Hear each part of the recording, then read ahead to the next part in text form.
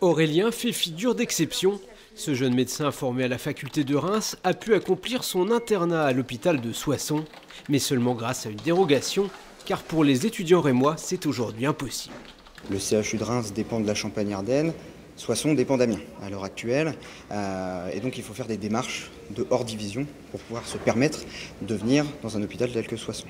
La faculté de Reims représente un vivier d'internes important, mais les hôpitaux du sud de l'Aisne, pourtant proches, en sont privés par la réglementation.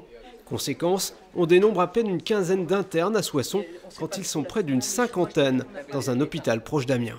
La capacité à avoir beaucoup d'internes qui dépend à qualité médicale égale de la proximité géographique est non seulement gage de dynamisme et de qualité au quotidien, mais surtout en période de pénurie médicale, gage de futurs recrutements et de future fidélisation de médecins. Ce professeur du CHU de Reims soutient un rapprochement des deux régions en la matière. Pour lui, il serait bénéfique. Plus voir juste par nom de région, mais de façon logique sur le plan du territoire.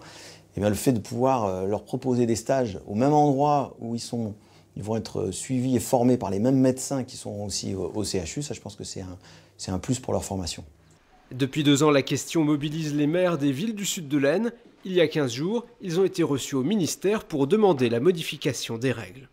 Dès l'instant où les gens viendraient bien sûr travailler en internat sur l'hôpital de Soissons, pourraient découvrir la ville de Soissons et pourquoi pas demain s'installer soit en milieu libéral, soit dans le centre hospitalier. Des assurances auraient été données aux élus, laissant envisager une évolution dans le courant de l'année. Un espoir dans la lutte contre la désertification médicale.